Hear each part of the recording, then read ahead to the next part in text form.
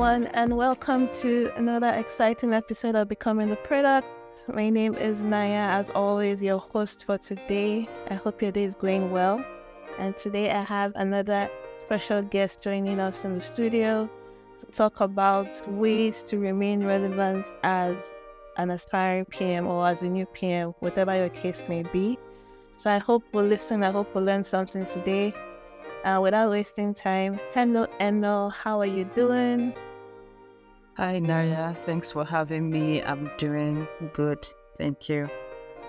Thank you so much for joining us today. Hope your day is going well. Yeah, it is. It's going on well. Thank you so much for asking. So before we get into it, I usually act like knowing the stories behind my guests. So could you just break down how you became a PM and what you do now currently? All right, so that's like a very interesting question because I didn't get into product management following the normal route of taking a course and then trying to join communities and get a job and all. Mine was a bit of unconventional. I just started out by just building products. So I love to build new things. I normally have lots and lots of ideas. So when I think about a particular idea, just be like, okay, what are some of the things that is needed for me to build this particular product and then bring it to life. Little did I know that was product management in a sense, right? So I started up by just building or being into product management without even knowing I was actually getting into product management. So as time goes on, I now began to learn, take courses, and I just understood that, this is actually product management. So I just merged the experience of taking courses, taking online courses, attending seminars, talking to mentors, talking to people who have been in the field before. And then, that was how my journey actually began into product management. Yeah, thank you. Wow. Unlike us that we need to go through the long route of having courses on. Thank you so much for that. So on today's episode, we're supposed to talk on ways to remain relevant as a PM. I know that in this career field, every day things are always changing, and one way to do that would be through continuous learning. So what are your thoughts on that? How do you advise as a new PM we should take continuous learning? Okay, so thank you. I think that's a very important question. And just like you've said, the product management world constantly is changing. And that's because user needs are changing every day. The market trends, everything is changing. So it's important that you prioritize continuous learning. So one of the things that I am going to, advise or recommend for new product managers is first you need to set a goal, right? There should be a learning goal, right? So excuse me. So I started, as like I said, I started building without even understanding the theoretical part or understanding major things about product management. But in the long run, I couldn't continue like that, right? I had to start taking courses. I had to set goals and say, okay, I need to understand some of the tools that product managers use, some of the terms like agile, some of the terms like Scrum, how to run a sprint, and stuff like that, basically. So the first is you need to set a learning goal, right? What is it that you want to achieve? So product management is very broad, it's very wide. In fact, we have product marketing, we have a growth product management. So you need to understand some persons will do more as a growth marketer, growth product marketing. Some will do more as, just draw product marketers and all of those things. So you need to set the goal or what exactly it is you want to do and the part of product management you want to actually go with. When you've done that, you want to now allocate time. Right, you want to allocate your time, you want to dedicate. So weekly, you're asking yourself, what are the things that I'm supposed to learn, right? So if I'm learning about product management, or this week I'm learning about tools for product management and how to be able to manage a team, right? Every week you're setting, goals of what exactly it is you're supposed to learn, and you're making sure that you're actually ticking those boxes. Just making sure that every day you're constantly learning, and you're not just learning those courses, but you're also studying trends. You're using platforms like LinkedIn. We have a lot of product managers on LinkedIn building amazing products, also sharing their thoughts, right? So you want to also listen to them. You want to hear what they have to say. You want to understand what the market is saying. Just continuous learning. You want to also attend seminars. Product management seminars happen every now and then. You want to attend. You want to hear these things. You want to ask, relevant questions. And then, of course, just reading books, utilizing online platforms, like I said, attending seminars, and then communities, joining communities. I mean, the power of community, it's so powerful when you join community because people get to share from their experiences and you get to like learn a lot of things. So that's a sure way, to just keep learning and then keep improving yourself. Yeah. Thank you. Yeah. Thank you for that. I know as PMs, we always have to have a plan. So first one is to set a goal. Second one is to set the time, then pick out the resources you want to use. I know networking is also key in ways to stay relevant. So what strategies do you employ, or do you think we can put in place to ensure that our network helps us to remain relevant?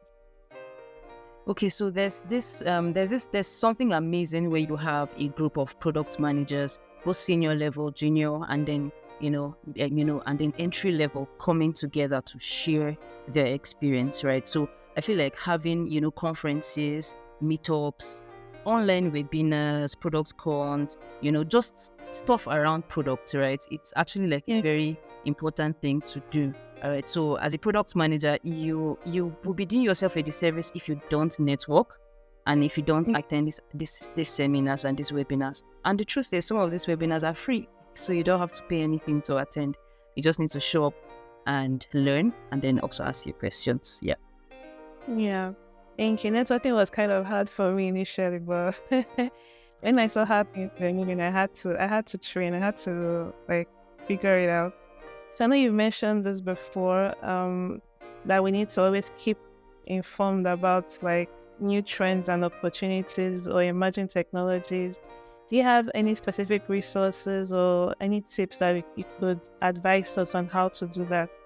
How to keep abreast of new things that are coming up in product management? Okay, so the easiest, there are a lot of them, but the easiest is to utilize. So the first, like I said, because I mean, not everyone might have the opportunity to actually probably travel for physical meetings, in order to hear those, buzzwords and things that are currently happening, right? So utilize the online space. For example, LinkedIn is free, right? So connect with a lot of LinkedIn, leaders. When I was starting out, one of the things I did was I looked out for senior product managers that I really admired.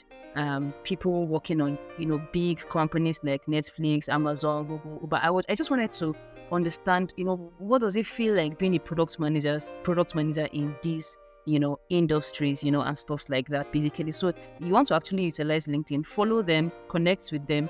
And when they accept your connection request, you can ask. The truth is, some of them actually are very kind enough to answer you. So you can ask, questions and all of those things. So you can utilize that. And the good thing is when you follow them, you see the post they make about product management, and then you also get to learn.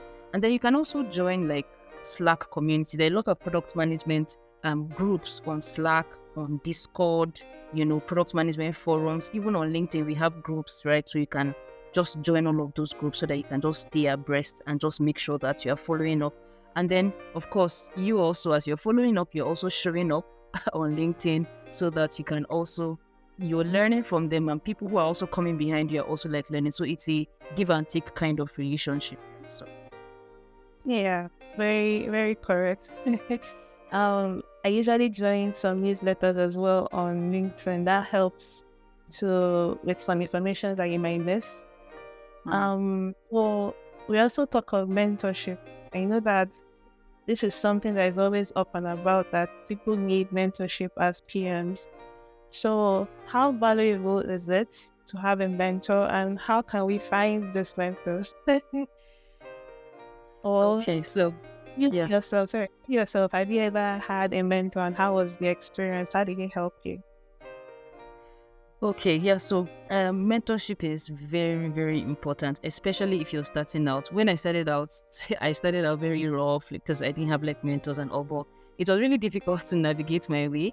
But when I started to have mentors, trust me, the road was kind of not all that smooth, but it just had a way of helping you see further, right? To gain some clarity, and that's because you're learning from someone who has done what you're trying to do before. So mentorship is very, very, very important, right? It helps you to just provide some guidance and perspective, it also gives you like feedback. So there are certain times whereby when I was starting out, I post certain things on LinkedIn, and then your mentor will be like, oh, that was not correct, that was not right, this is how you should be, your analysis, you had, issues here. And so all of those feedback help you to like improve and all. Now, going to finding mentors, how do you find the mentors?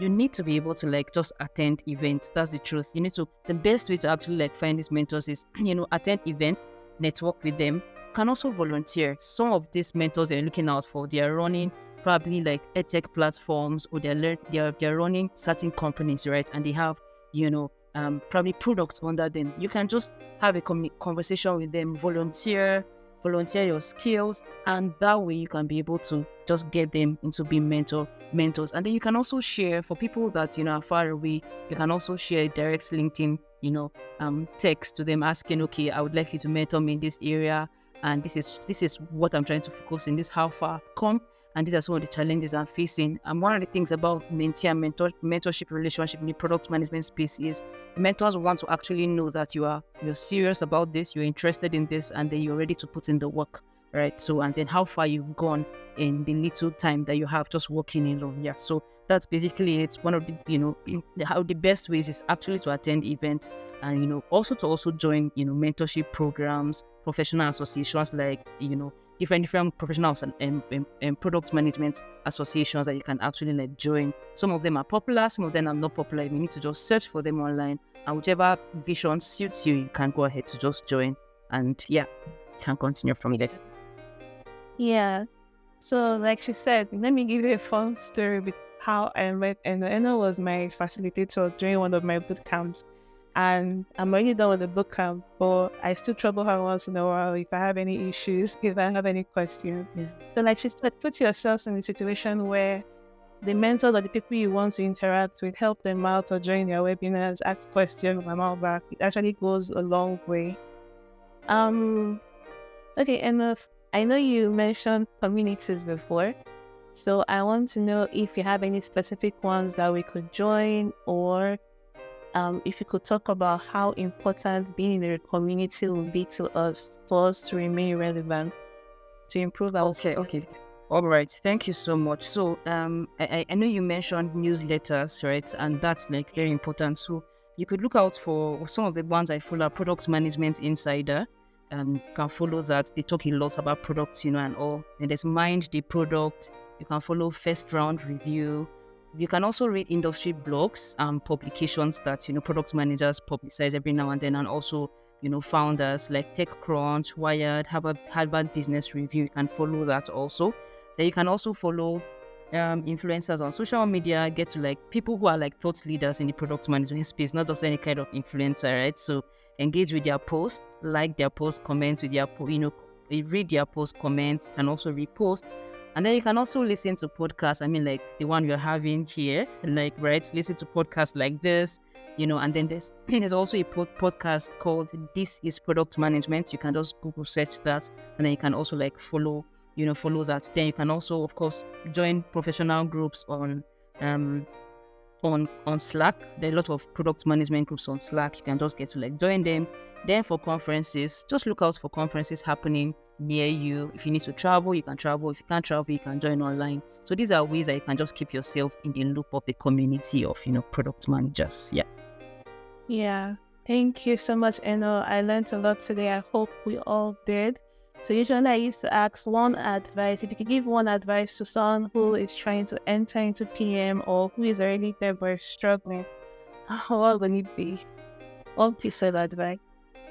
Okay, so first is just know that imposter syndrome it's a real thing, right? And that's because when you're trying to come into a field that you're new into, there's this thing about seeing other people who are senior PMs, and you begin to ask yourself questions like, is it possible for me to, be as professional as they are? But one of the things I always advise, persons just coming into the PM space is every senior product manager you see out there started as an entry-level product manager, right? So see this as your own opportunity to learn, to make mistakes, and then to correct yourselves and keep building, right? So do not fail to put yourself out there. Do not fail to read. Do Do not fail to improve yourself. Do not be a product manager that just knows theory, but you are able to intersect between theory and practical, So you know about definitions, because I'm an educator, I can talk about these things, right? So it's easy to just learn all the theory, all of the theories, know what Scrum is, know what Sprint is, but can you do it practically?